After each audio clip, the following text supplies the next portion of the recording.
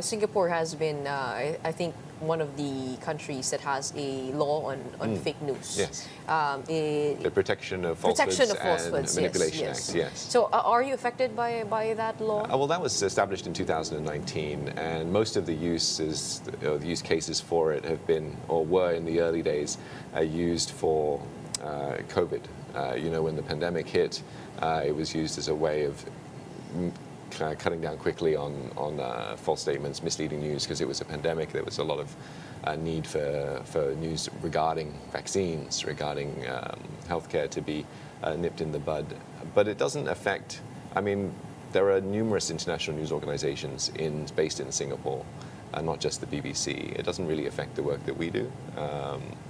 It's, I guess, something that the government wants to put in place to ensure that its citizens have accurate information. The most commonly used case for POFMA, as it's described, it's even become a verb. It's like, you've been POFMA'd, that sort of thing. But is more like clarifications. So if someone posts on something online that's considered false and the government wants to take issue with it, they will usually give a direction to include a link to the government statement rebutting what that statement says. Okay. So there it's mostly about that. Yeah, so there are various different levels of depending on how severe the falsehood is determined. Because the government minister is allowed to take down online content that is against the public interest. Yeah. It seems it would be a broad category. And right? that would be the question: who determines that, and where is that line drawn?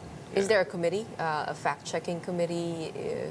In Singapore? Yeah. Oh, I would imagine so. But there are various different levels that it has to go through to establish that. Is that something that the Philippines is We are looking into? at that. That is, I think, one of the issues being discussed in Congress before it adjourned the 19th Congress. But that is expected to be taken to the 20th. Yeah. A fake news bill is in the works because I remember the lawmakers saying the social media platforms are waiting for a specific law to adhere to because they were the ones encouraging it themselves. Okay.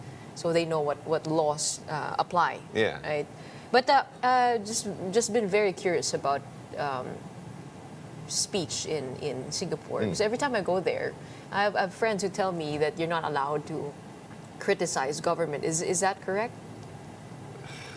Criticize is also a broad definition. Okay. But I'm not here to talk about what can and can't be said in Singapore.